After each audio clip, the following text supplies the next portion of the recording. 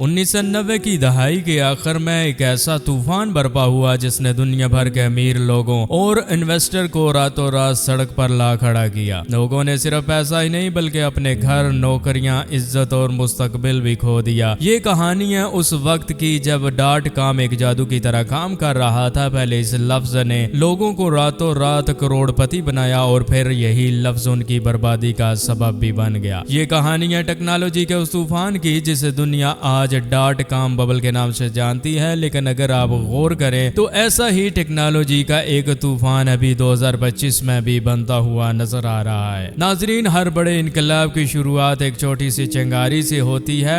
Bubble کی چنگاری تھی ایک کمپیوٹر پروگرام جس کا نام تھا موزائک۔ سال 1993 میں جب انٹرنیٹ ایک بے رنگ دنیا تھی اور صرف ٹیکسٹ بیسڈ براؤزر ہوا کرتے تھے، موزائک نے دنیا کو حیران کر دیا۔ یہ پہلا براؤزر تھا جس نے ٹیکسٹ کے ساتھ تصاویر بھی دکھانا شروع کر دی۔ یہ انٹرنیٹ کے ابتدائی دور کی سب سے پہلی چنگاری تھی۔ پھر انٹرنیٹ جیسے زندہ ہو گیا، بے رنگ پیجز آہستہ آہستہ رنگین ہونے لگے۔ اس جادو کے پیچھے ایک نوجوان پروگرامر مارک ایڈیسن تھا۔ اس نے اپنی ٹیم کے ساتھ اندازہ لگا لیا تھا کہ وہ کوئی بہت بڑا کام کر چکے ہیں۔ انہوں نے ایک کمپنی بنائی جس کا نام نیٹ اسکیپ رکھا گیا۔ اگست 1995 میں نیٹ اسکیپ نے وہ کر دکھایا جس نے وال اسٹریٹ اور پوری دنیا کے اسٹاک مارکیٹ کو ہلا کر رکھ دیا۔ انہوں نے اپنی کمپنی کے شیئرز عوام کو بیچنے کا فیصلہ کیا جسے انیشیل پبلک آفرنگ IPO کہا جاتا ہے۔ کمپنی نے ایک شیئر $28 میں بیچا، لیکن مارکیٹ کھلتے ہی وہی شیئر بڑھ کر $75 تک پہنچ گیا اور دن کے آخر میں $58 پر بند ہوا۔ ایک ایسی کمپنی جو ابھی تک خاطر خواہ منافع بھی نہیں کما رہی تھی، صرف ایک براؤزر کی بدولت راتوں رات $290 کروڑ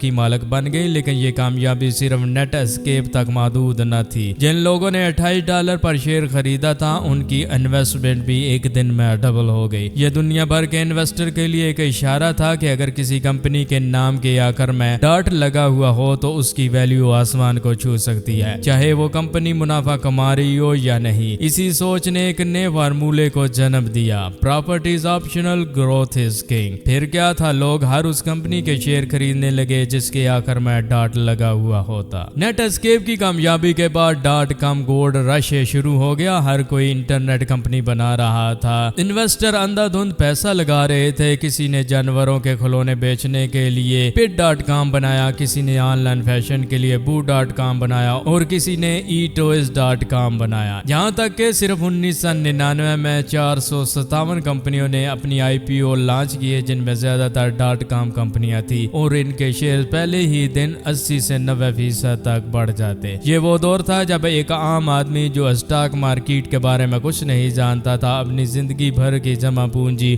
.com کمپنیوں میں لگا رہا تھا۔ اسی دیوانگی کو اس وقت کے امریکی مرکزی بینک کے چیئرمین ایلن گرین اسپین نے غیر منطقی جوش و خروش کہا۔ انہوں نے خبردار کیا کہ یہ مارکیٹ ایک غبارے کی طرح ہے جو کسی بھی وقت پھٹ سکتی ہے، لیکن اس وقت سب کو فائدہ ہو رہا تھا، اسی لیے کسی نے ان کی بات کو سنجیدہ نہ لیا۔ فومو یعنی فیئر آف مسنگ آؤٹ سب پر غالب تھا۔ کمپنیوں کے CEO خود کو راک اسٹار سمجھ رہے تھے۔ مثال کے طور پر boo.com نے صرف 6 مہینے میں $188 ملین عیاشی میں جلا دیے۔ ایک اور کمپنی پکسلون نے اپنی لانچ پارٹی پر لاس ویگاس میں مشہور بینڈ کی پرفارمنس پر $1 ملین اڑا دیے۔ ایسی بے شمار کمپنیاں تھیں جن کے پاس نہ بزنس ماڈل تھا اور نہ ہی اصل ویلیو، لیکن وہ اپنی پروڈکٹس بیچنے کے بجائے صرف اپنے شہر بیچنے کے لیے زندہ۔ مگر آہستہ آہستہ یہ غبارہ پھٹنے کے قریب پہنچ گیا۔ پہلا دھچکا تھا Y2K کا خوف۔ سال 1999 کے آخر میں یہ خدشہ پیدا ہوا کہ 2000 کے بعد پرانے کمپیوٹر سسٹم 1900 پر واپس چلے جائیں گے اور یہ سب کچھ کریش ہو جائے گا۔ ایسا کچھ ہوا تو نہیں، مگر اس خوف نے مارکیٹ میں بے چینی پیدا کر دی اور لوگوں نے اسٹاکس بیچنا شروع کر دیے۔ دوسرا دھچکا تھا انٹرسٹ ریٹ میں اضافہ۔ فیڈرل ریزرو کے چیئرمین گرین اسپین نے 2000 میں انٹرسٹ ریٹ بڑھا دیے، جس کی وجہ سے لوگ اسٹاک سے پیسہ نکال کر بینک میں رکھنے لگے۔ تیسرا دھچکا جاپان کی معیشت کے بحران سے لگا۔ مارچ 2000 میں جاپان نے اعلان کیا کہ ان کی معیشت ڈاؤن فال کا شکار ہے۔ اس خبر نے مارکیٹ میں بجلی گرا دی اور لوگ تیزی سے اسٹاک بیچنے لگے، خاص طور پر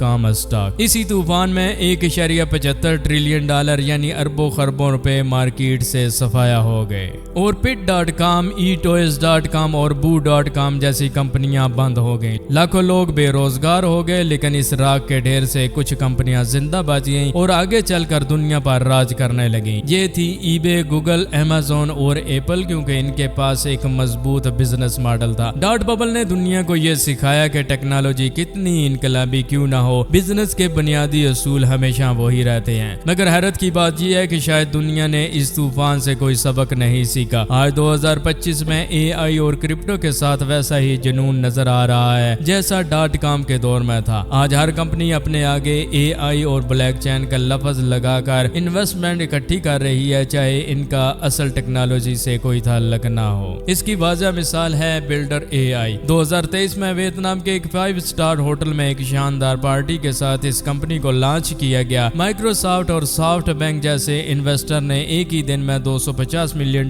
इन्वेस्ट कर दिए। कंपनी की वैल्यू बढ़कर $1.5 अरब तक जा पहुंची। मगर तहकीकात से पता चला कि ये असल में एआई से नहीं बल्कि भारत, वियतनाम और रोमानिया के इंजीनियर से बनाई जा रही है। यानी एआई महज एक पर्दा था, इस पर छोटी ट्रांजैक्शन दिखाकर रेवेन्यू बढ़ाने के इल्जामात भी लगे। अब इस फ्रॉड की इन्वेस्टिगेशन जारी है। सवाल ये है कि क्या हमने तारीख से कोई सबक सीखा है या हम एक नए और शायद इससे भी बड़े बबल की तरफ बढ़ रहे हैं। इस बारे में अपनी राय कमेंट सेक्शन में जरूर बताइएगा। अगर आपको वीडियो हमारी पसंद आई है तो वीडियो को लाइक करें और चैनल को सब्सक्राइब करें। अल्लाह हाफिज।